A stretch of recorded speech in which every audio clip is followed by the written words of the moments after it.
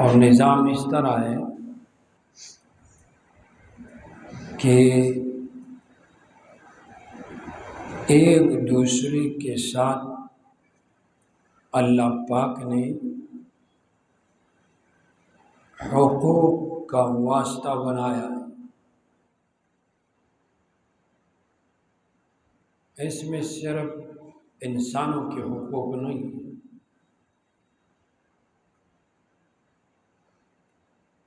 مخلوق کے حقوق ہیں، انسانوں کے حقوق ہے، جانوروں کے حقوق ہیں، اور یہ اس لیے کہ ان کا آپس میں ایک کو دوسرے کی ضرورت پڑے تو یہ آپس میں تعلق بھی رکھے گا۔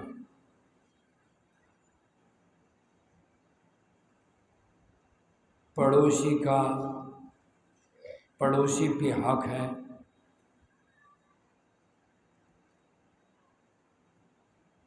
خاوند کا بیوی پر حقوق ہے،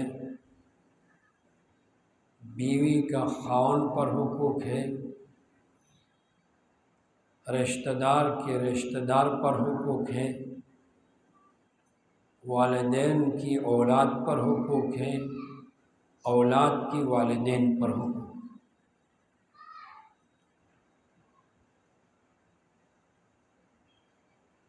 مثلا اگر والدین کی اولاد پر حقوق ہے تو اللہ نے صرف ایسے نہیں چھوڑا کہ صرف والدین کی اولاد پر حقوق، پہلے نمبر پر اولاد کی والدین پر حقوق ہے، اولاد کے حقوق کا نمبر پہلا ہے، اور بعد میں والدین کی اولاد پر حقوق۔ اسی طرح ہم جانوروں سے فائدہ وصول کرتے ہیں، ہم گھروں میں جانور پالتے ہیں، تو جس طرح ہم اللہ تعالیٰ نے جانوروں کو ہمارے فائدے کے لیے پیدا کیا ہے، قرآن میں اللہ فرماتے ہیں وَالْأَنْعَامَ خَلَقَ لَكُمْ، اللہ نے جانوروں کو تمہارے لیے چوپایوں کو پیدا کیا، بعض کا تم گوشت کھاتے ہو، بعض کی دودھ حاصل کرتے ہو، اور بعض کا گوشت کھاتے ہو، اور بعض پر اپنا بوجھ لاد کر کے ایک شہر سے دوسرے شہر لے جاتے ہو، وزن بھی اٹھاتے ہو۔ تو اللہ نے جانوروں کو تمہارے فائدے کے لیے، اسی طرح ان جانوروں کی بھی ہمارے اوپر حقوق رکھے کہ ان کا خیال رکھنا، ان پر ان کی طاقت سے بوجھ نہیں ڈالنا، ان کو وقت پر چارہ کھلانا، یہ ان کے بھی حقوق ہیں۔ تو حضرات، آج کی عنوان ہمارا ہے والدین کی اولاد پر حقوق اور اولاد کی والدین پر حقوق۔ حضرات، اللہ تعالیٰ کی جتنی نعمتیں ہیں ہم اس کو گن نہیں سکتے، ہم اس کو شمار نہیں سکتے۔ وَإِن تَعُدُّوا نِعْمَةَ اللَّهِ لَا تُحْصُوهَا، اگر اللہ کی نعمتوں کو گننے لگو گے تو شمار نہیں کر سکتے۔ تو حضرت داؤد علیہ السلام کو حکم ہوا کہ میری نعمتوں کے شکر کرو، تو ایک بار اللہ کی طرف سے حکم ہوا، دوسری بار داؤد علیہ السلام نے فرمایا اللہ میں تو اسی سوچ میں ہوں کہ تیری نعمتیں بے شمار ہے، لاتعداد ہے، اور میری زبان ایک ہے، تو میں ایک زبان پہ تیرے بہت ساری نعمتوں کی شکر کیسے کروں؟ اسی سوچ میں حضرات، اگر ہمارے جسم پر جتنے بال ہیں اور یہ بال، ہر بال زبان بن جائے اور ہر بال اللہ کی شکر کرنا شروع کریں تو پھر بھی اللہ کی نعمتوں کی شکر ہم ادا نہیں کر سکتے۔ یہ دیکھو ان میں سے ایک ایمان کی دولت جو اللہ نے ہمیں نصیب فرمایا، صرف اس دولت کی اگر اندازہ لگائے اس کے قیمت کی، تو قرآن میں اللہ فرماتے ہیں کہ قیامت کے دن جب کافر اللہ کی عذاب دیکھیں گے، جہنم کو دیکھیں گے، تو یہ کافر کہیں گے کہ یا اللہ اگر پوری دنیا کے خزانے میرے پاس ہوتے اور اللہ قبول کرتے تو یا اللہ آج میں اپنے بدلے میں سارے دنیا کے خزانے تیرے حوالے کرتے، بس آج مجھے اپنے عذاب سے چھڑا دے، تیرے عذاب سے نجات مل جائے۔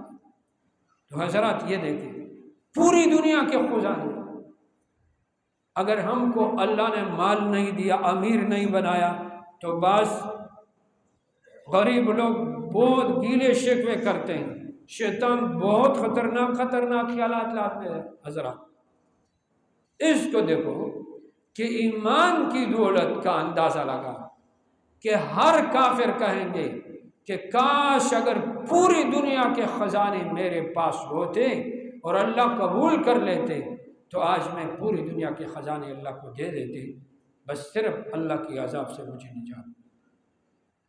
تو حضرات اللہ کی عذاب سے قیامت کے دن نجات ملے گا، وہ یہ ایمان کی دولت سے۔ تو اللہ نے کتنے بڑی نعمت سے ہمیں نوازا۔ پھر حضرات جن نعمتوں میں ایک نعمت اولاد کی نعمت ہے۔ حضرات اولاد اللہ تعالیٰ کی بہت بڑی نعمت ہے، بہت بڑی نعمت۔ ہمارے بڑے فرمایا کرتے تھے کہ جس گھر میں دودھ والے بھینس یا گائے نہ ہو اور بچے نہ ہو تو وہ برباد ہے۔ میں پکم کور کے چلانگا نہیں، اما شمال نہیں، اگر میرات تے برباد۔ تو یہ اللہ تعالیٰ کی بہت بڑی نعمت ہے۔ گھر میں ایک بچہ ہوتا ہے نا، ایک بچہ، اس کے ساتھ گھر میں ایک رونق ہوتی ہے۔ اس نے یہ کیا، اس نے یہ بول دیا، اس نے یہ کیا، تو سب بڑے اس کی ایک بچے کی وجہ سے باتیں کرتے ہیں، بڑے ایک دوسرے کے ساتھ کیا کریں۔ تو یہ بچے بہت بڑی نعمت ہے، اللہ کی نعمت ہے۔ حضرات اس میں قرآن کریم میں اللہ پاک نے بہت سارے مقامات پر اولاد کے متعلق ذکر فرمائے اور احادیث مبارکہ، انما اموالکم و اولادکم فتنہ، مال اولاد یہ تمہارے لیے فتنہ ہے۔ ابھی اس کو اس طرف موڑو، اس طرف موڑو، ہر مسئلے کے دو رخ ہوتے ہیں۔ تو بعض اوقات وہ نعمت عذاب بن جاتا ہے اور بعض اوقات وہ بچے دل کا سرور اور آنکھوں کی ٹھنڈک بن جاتے۔ اس لیے جب بندہ سوال کرتا ہے اللہ کی بارگاہ میں، یا اللہ مجھے نیک عمل صالح اولاد عطا فرما، اور انبیاء نے بھی اللہ کی بارگاہ میں اولاد کے لیے دعا مانگی۔ پھر حضرات یہ دیکھیں، پہلے اولاد کی والدین پر حقوق ہے۔ ابھی دیکھیں سب سے پہلا چیز کیا ہے؟ آدمی شادی کرتا ہے تو بیوی کے لیے بچے نہیں ہوتے، بیوی کے لیے پھر آدمی اپنے پیٹ کے لیے اور دوسرا پیٹ بھی لگ جاتا ہے، اس کے لیے محنت مزدوری کرتا ہے، پیسہ کماتا ہے۔ تو سب سے پہلا جو شرط ہے وہ کیا ہے؟ کمائی حلال ہو، حلال کمائی، کیونکہ غذا سے طاقت بنتا ہے۔ آدمی جو کچھ کھاتا ہے اس سے طاقت بنتا ہے، اور اس طاقت سے پانی بنتا ہے، اور اس پانی سے بچہ بنتا ہے۔ تو اگر وہ غذا جس سے طاقت بنا وہ طاقت حلال غذا کا ہو، اور پھر طاقت سے وہ پانی بنا، اور پانی کے اندر وہ حلال رزق کا اثر ہو، اس پانی سے بچہ بنا، تو حلال رزق کا اثر لازمی ہو کہ آدمی حلال کما کے اپنے خود بھی کھائے، کیونکہ اپنا طاقت بنتا ہے، اور بیوی کو بھی کھلائے۔ اور پھر گھر والوں کی کیا حق ہے؟ بچوں کی والدہ پر کیا حق ہے کہ والدہ گھر کو جو سنبھالتی ہے، کھانا پکاتی ہے اور گھر کی خدمت کرتی ہے، آٹا بناتی ہے، آٹا گوندتی ہے، روٹی پکاتی ہے، سالن پکاتی ہے، سبزی کاٹتی ہے، گوشت کاٹتے ہیں، بسم اللہ کے ساتھ، ہر چیز بسم اللہ کے ساتھ۔ حضرات اس کے بہت بڑے فوائد ہیں، بہت بڑے فوائد۔ جو کھانا بسم اللہ سے تیار ہوگا، جو سالن بسم اللہ سے پکے گا، جو روٹی بسم اللہ سے پکے گا، اور جب یہ بسم اللہ سے کھائے گا تو اندر جائے گا، جو طاقت بنے گا وہ بسم اللہ کا اثر دکھائے گا ضرور۔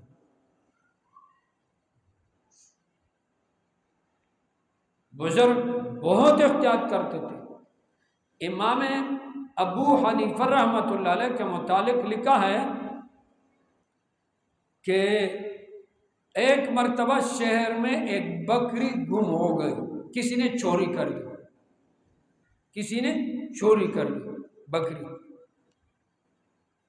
تو تلاش کے بعد پتہ نہیں چلا، تو امام ابو حنیفہ رحمۃ اللہ علیہ ریوڑ والے سے پوچھا، بکریوں کے ریوڑ والے سے، بیجو کنڈک والا نہ تھا، پوشک بیجو والا، کہ عام طور پر بکری کا عمر کتنا ہوتا ہے، بکری کی عمر کتنے ہوگی؟ اس نے کہا 7 سال۔ 7 سال۔ امام ابو حنیفہ رحمۃ اللہ علیہ نے 7 سال گوشت نہیں کھایا، اس ڈر سے کہ ایسا نہ ہو کہ وہ چوری والا بکری کسی قصاب نے ذبح کیا ہو اور اس کا گوشت میرے پیٹ میں چلا جائے۔ تو 7 سال تک امام ابو حنیفہ رحمۃ اللہ نے گوشت نہیں کھایا۔ اتنا احتیاط۔ حضرات جو اتنے بڑے پائے تک اللہ نے ان کو لے گیا، جو بزرگ ہم بات کرتے ہیں فلانا بزرگ ایسا، فلانا بزرگ ہے، وہ تو ایسے نہیں، وہ تو کچھ کر کے گئے نا۔ تو حضرات یہ اجتماعی مال یا سرکاری مال، اس کے احتیاط کے متعلق لکھا ہے کہ حضرت علی رضی اللہ تعالیٰ عنہ کا دور حکومت ہے، دور حکومت ہے. حضرات غور سے سننا، بہت قیمتی بات ہے. حضرت علی رضی اللہ تعالیٰ عنہ امیر المومنین ہے. تو کوئی صحابی رات کو آئے اور وہ سرکاری کام میں لگا ہوا تھا. تو ایک ڈیوا جل رہا تھا. پہلے زمانے میں ڈیوا ہوا کرتے تھے. ڈیوا جل رہا تھا تو اس نے صحابی سے پوچھا آپ سرکاری کھاتے میں آئے یا ذاتی حساب کتاب؟ اس نے کہا ذاتی معاملہ. اس نے فوراً ڈیوے کو بجھا دیا. اس نے کہا یا امیر المومنین، بجائے جلانے کی آپ نے تو ڈیوے کو بجھا دیا. فرمایا یہ اجتماعی تیل ہے، یہ سرکاری تیل ہے، اور ہمارا جو مذاکرہ ہے یہ ذاتی ہے. تو سرکاری تیل ہمارے ذاتی معاملہ میں استعمال نہیں ہونا چاہیے. حضرات یہ احتیاط ہوتا ہے. ہمارے اندر کتنی غفلت ہے، کتنی غفلت ہے. تو حضرات میں عرض یہ کر رہا تھا، یہ مثال اس لیے کہ ہم احتیاط کریں، والدین کے لیے احتیاط. یہ اولاد کے نیک عمل بنانے میں طاقت ملتی ہے اس کو کہ اولاد نیک ہو.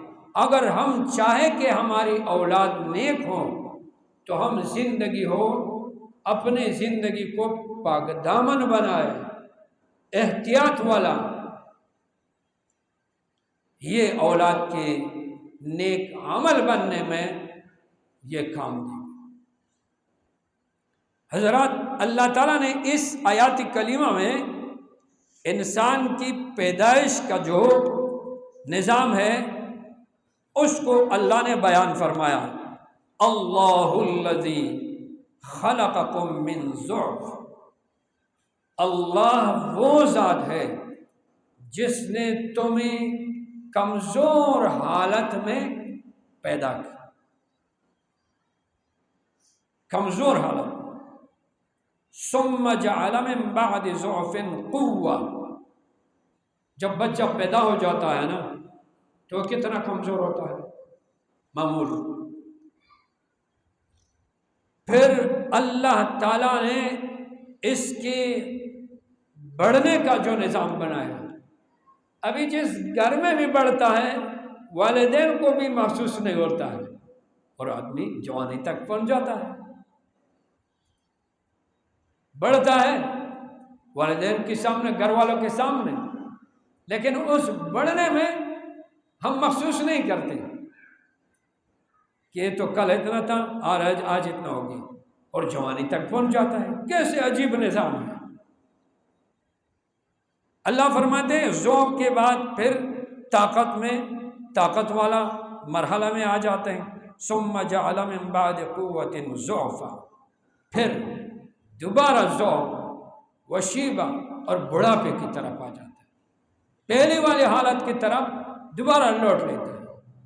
جگہ خواہی کا نا وہی بیا سڑے معشوم شی نو دا مشر دا بڑھا عادات اور دا معشوم عادات یہ ہوشی. پہلے بچہ بھی کچھ کھا نہیں سکتا، منہ میں دانت نہیں ہوتے. پھر جب بوڑھا ہو جاتا ہے پھر بھی منہ میں دانت نہیں ہوتے، بچوں کی طرح کھاتے ہیں.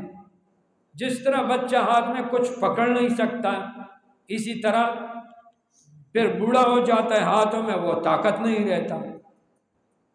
کبھی کبھی کمزوری کی اور ذوق کی حالت میں اولاد کو کھلانا پلانا پڑتا ہے والدین کو. سارے عادات اس کی طرف دوبارہ لوٹ جاتے ہیں. یخلق ما یشاء. اللہ پیدا کرتا ہے جس طرح چاہتا ہے. وہو العلیم القدیر. حالات تبدیل کرتے ہیں، حالات اللہ بدلتے ہیں. اللہ اس پر قدرت رکھنے والا ہے اور عالم. تو حضرات اولاد کا اولاد کی جو والدین پر حقوق ہے، پیدائش کے بعد 7ویں دن نام رکھنا پڑے گا، ڈائریکٹ نہیں، 7ویں دن نام رکھنا پڑے گا۔ عقیقہ کرتا ہے جس کو اللہ نے توفیق دیا ہے، عقیقہ کر لیتا ہے، اس کے بال کٹوائے گا، اس میں بہت سارے نعمت ہیں۔ 7 دن اللہ نے کیوں رکھا ہے؟ نام رکھنے کے لیے۔ 7 دن نام رکھنے کے لیے مہلت دیا ہے کہ سوچ سمجھ کے نام رکھو۔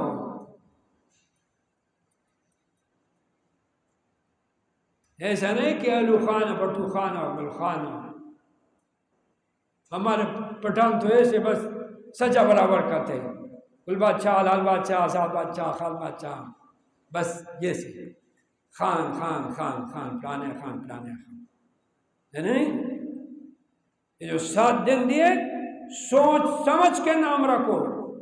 نام کے بہت اثرات ہوتے ہیں، نام غلط ہوتا تو اس غلط نام کی وجہ سے جو بے معنی ہے اور جس کا معنی غلط ہے اس میں اس کی اثرات ظاہر ہوں گے، نام کی تاثیر ہوگی ضرور اس میں، وہی حرکتیں کرے گی۔ تو فرمایا کہ انبیاء کا نام رکھو، نیک لوگوں کا نام رکھو، صحابہ کرام کا نام رکھو، اور آپ صلی اللہ علیہ وسلم نے فرمایا خیر الانام عبد اللہ عبد الرحمن، بہترین ناموں میں عبداللہ عبد الرحمن، اور ایسے نام سے پرہیز کرو جس میں شرکی الفاظ ہوں، یعنی اللہ کی غیر کی طرف ہے، کہ یہ عبد الحجر، یہ مشرکین نام رکھتے تھے نا، عبد الحجر یعنی پتھر کا بندہ، عبد الشجر درخت کا بندہ، عبد الغزہ غزہ کا بندہ، عبد المناف مناف کا بندہ، یہ بتوں کا نام تھا۔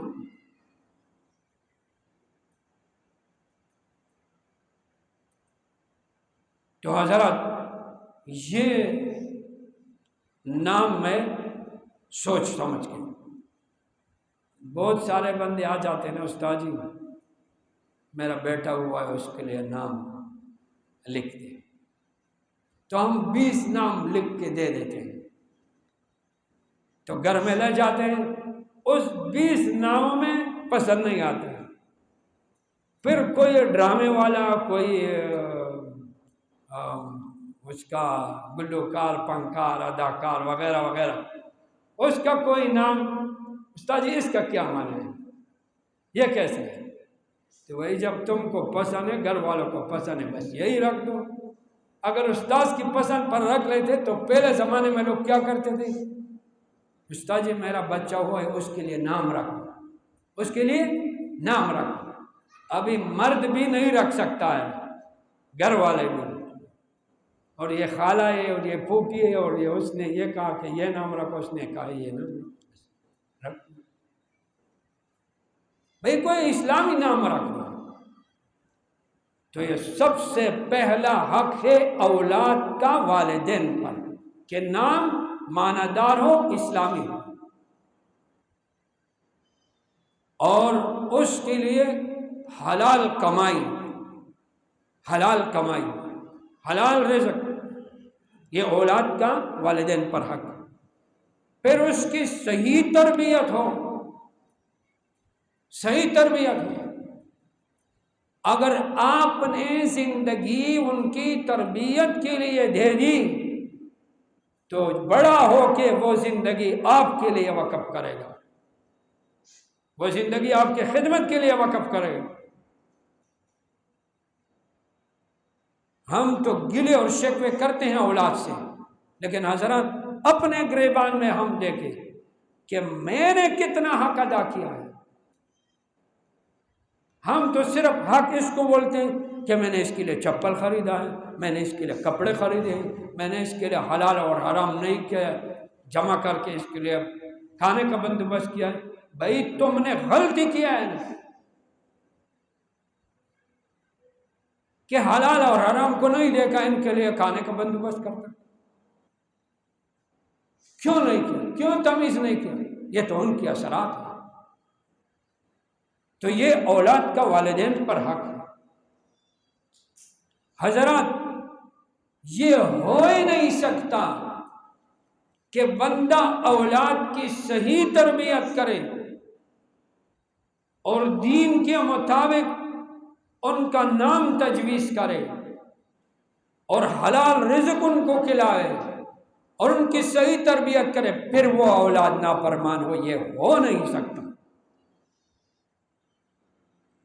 ہاں، یہ تو ہو سکتا ہے کہ بعض اوقات والدین میں دینداری نہیں ہوتے، لیکن بس پتہ نہیں کہ اس کا کون سا عمل اللہ کو محبوب ہو جاتا ہے اور وہ اولاد نیک بن جاتے ہیں۔ کافر سے نبی بھی پیدا ہوا ہے، کافر سے نبی بھی پیدا ہوا ہے، لیکن عام قاعدہ اور قانون اللہ کا ایسا نہیں ہے۔ نیک سے نیک، بد سے بد، عام قاعدہ اور قانون یہ ہے۔ اثر تاثیر لازمی ہوتا ہے۔ تو حضرات، انبیاء علیہ السلام نے بھی اللہ سے اولاد مانگی، تو یہ اللہ کی بہت بڑی نعمت ہے۔ حضرات، پھر اللہ پاک نے اولاد کو بھی قرآن کریم کے اندر ارشاد فرمایا کہ والدین کے آگے اف نہیں کرنا، والدین کے آگے اف نہیں کرنا۔ یہ اف دلالت کرتا ہے کسی درد، مصیبت اور غم پر۔ اگر آپ نے والدین کے سامنے اف کیا تو ان کے دل کو صدمہ پہنچے گا کہ میرے بیٹے کو کوئی تکلیف پہنچا ہے۔ حضرات، والدین بھی اللہ تعالیٰ کی بہت بڑی نعمت ہے۔ اگر کسی کی والدین میں سے ایک یا دونوں حیات ہو تو بس کسی بزرگ کے پاس جانے کی ضرورت نہیں، کسی بزرگ اور ولی کے پاس جانے کی ضرورت نہیں، ان کے گھر میں ولی اور بزرگ ہے، چاہے ان کا عمل جیسا بھی ہے، آپ کے لیے وہ بزرگ ہے، آپ کے لیے وہ سب کچھ ہے۔ ان کی آہ بھی اللہ عرش ٹکراتی ہے۔ یہ والدین بہت بڑی نعمت ہے اللہ پاک کی۔ تو اللہ نے فرمایا اف نہیں کہنا ان کے ساتھ، اور بدتمیزی سے بات نہیں کرنا، تیز آواز سے بات نہیں کرنا والدین کے ساتھ۔ اور بعض اوقات تو ہم کہتے ہیں نہ تنپ ہوئی گئی، پلار تب ہوائی تنپ ہوئی گئی، خدا دے پویا کہ پلار پہ خبر پویا نشی دا طریقہ نہ دا۔ تو حضرات، والدین بھی اللہ تعالیٰ کی بہت بڑی نعمت ہے، اس کی ہم قدر کریں۔ اس لیے کہ رسول اللہ صلی اللہ علیہ وسلم منبر پر چڑھتے وقت جو جبریل علیہ السلام نے بد دعائیں کی اور رسول اللہ صلی اللہ علیہ وسلم نے آمین فرمایا، اس وقت بھی ایک دعا یہ تھی کہ ہلاک ہو وہ شخص جن کی والدین یا والدین میں سے کوئی ایک بڑھاپے کی حالت پائے اور پھر بھی ان کی مغفرت نہ ہوئی۔ آپ صلی اللہ علیہ وسلم نے فرمایا آمین۔ جبریل علیہ السلام نے فرمایا کہ ہلاک ہو وہ شخص جن کی والدین یا ان میں سے ایک بڑھاپے کی حالت کو پائے اور پھر بھی اس شخص کی مغفرت نہ ہوئی، تو آپ صلی اللہ علیہ وسلم نے فرمایا آمین۔ اور جس نے رمضان کا مہینہ پایا اور پھر بھی اس کی مغفرت نہ ہوئی، آپ صلی اللہ علیہ وسلم نے فرمایا آمین۔ تو حضرات، ہم اپنے والدین کی، اپنے بڑوں کی قدر کریں۔ یہ مشہور ہے ادب۔ رسول اللہ صلی اللہ علیہ وسلم فرماتے ہیں ادبنی ربی، میرے رب نے مجھے آداب سکھائے۔ میرے رب نے مجھے آداب سکھائے۔ اور اللہ نے صحابہ کرام کو فرمایا یا ایھا الذین آمنو، اے ایمان والو، لا ترفعوا اصواتکم، اپنے آواز کو نیچے رکھو۔ رسول اللہ صلی اللہ علیہ وسلم کے محفل کا احترام کرو۔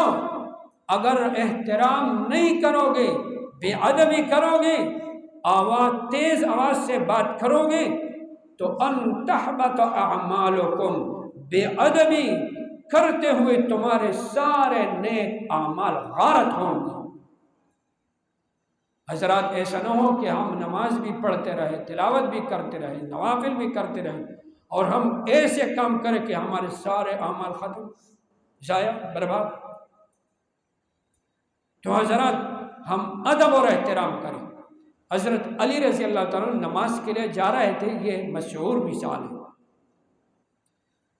تو ایک یہودی، کوئی بڑا بزرگ، بڑے عمر کے تھے، سفید داڑھی تھی، تو وہ اس سے آگے جا رہے تھے۔ جیسے پہلے زمانے میں لوگ بڑوں کی قدر کرتے تھے نا، لیکن پیار نم بچانا واسطے، اگر کوئی پوچھتا نا تم تیرے والد کا نام کیا ہے تو نام نہیں لیتے تھے، ناگم اور تصویر دا خدای نام آلے دا پیار نم نہ آلے۔ یہ ادب کی انتہا تھی، یہ ادب کی انتہا تھی۔ تو حضرت علی رضی اللہ تعالیٰ ادب میں اس کے پیچھے جا رہے کہ میں اس سے کسے آج نہیں ہوں، اور دل میں یہ بھی ہے کہ نماز کا ٹائم ہو رہا ہے، لیکن اس سے میں آگے کیسے جاؤں، یہ سفید داڑھی والا، سفید ریش والا بزرگ ہے۔ تو نماز کا وقت ہو گیا، رسول اللہ صلی اللہ علیہ وسلم مصلی کے لیے آگے ہو رہے تھے۔ جبریل امین پہنچ گئے، یا رسول اللہ نماز روکیے، نماز روکیے، علی اکرام میں آ رہا ہے۔ ابھی جس بات پر اللہ پاک جبریل امین بھیج رہا ہے، یہ کوئی معمولی بات ہو سکتی ہے؟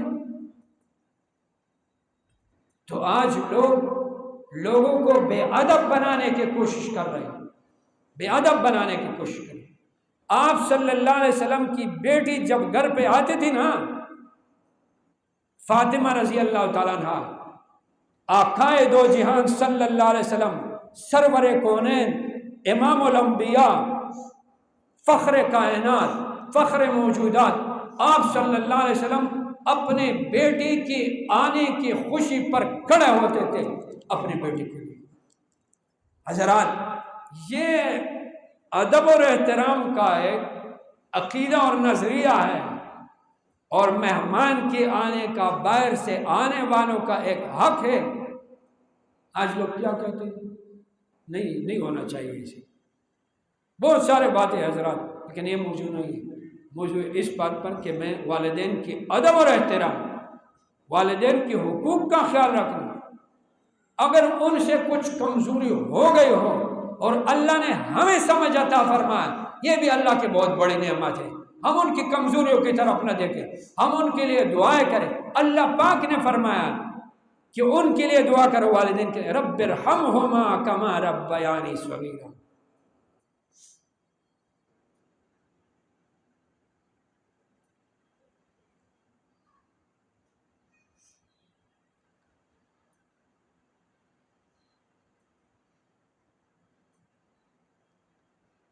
اللہ نے والدین کے لیے درخواست کیا اولاد کو کہ والدین اپنے بوڑھے والدین کے لیے دعا کیا کرو۔ اس طرح قرآن میں اللہ نے ذکر کیا، رب ارحمہما کما ربیانی، اے اللہ میرے والدین پر رحم فرما، جس طرح میں بچپن تھا میں کچھ بھی نہیں تھا، میں کمزور تھا، نہ ہاتھ میں کچھ لے سکتا تھا، نہ ہاتھ میں طاقت تھی، نہ پاؤں میں چلنے کی طاقت تھی، یا اللہ نہ میں کھا سکتا تھا، یہ مجھے کس طرح کھلاتے پلاتے تھے، یا اللہ جس طرح میں پیشاب کرتا تھا اور ٹھنڈی تھا، یا اللہ یہ میری والدہ یہ گیلا طرف خود سوتے تھے اور مجھے خشک کی طرف اور مجھے شکر گودڑی پر سلاتے تھے، میں جب روتا تھا تو میری والدہ بھی میرے ساتھ روتی تھی۔ حضرات ہوتا ہے اس طرح، یہ والدین کی دل میں اللہ پاک نے یہ محبت ڈالا ہے. یہ تجربہ ہوا ہے. ایک بینس کسی نے قصاب کو دیا، ایک بینس کسی نے قصاب کو دیا، قصابی نے اس کو ذبح کر دیا. اس کے دل کو دیکھا، جب اس سے دل نکالا، کلیجہ نکالا، تو اس میں 7 سوراخ تھے، 7 سوراخ. تو قصاب نے اس کے مالک سے کہا کہ اس کا کوئی بچہ تو فوت نہیں ہوا ہے. مالک نے کہا اس کے 7 بچے فوت ہوئے ہیں، اس کے 7 بچے. یہ جانور کا حال ہے حضرات. انسان اشرف المخلوقات ہے، انسان اشرف المخلوقات ہے، تو ہمارے والدین اشرف المخلوقات میں ہیں، اللہ کی بہترین مخلوق. تو حضرات والدین کے لیے اللہ نے فرمایا کہ والدین کے لیے اس طرح دعا کرو کہ یا اللہ ہمارے بوڑھے والدین پر اس طرح رحم فرما جس طرح میں چھوٹا تھا، میں کچھ نہیں تھا، میں بچہ تھا، میں کمزور تھا، اس نے میرے اوپر رحم فرما. اللہ تعالی ہم سب کو دین پر استقامت کے ساتھ چلنے اور عمل کرنے کے توفیق نصیب فرما. الحمدللہ رب العالمین.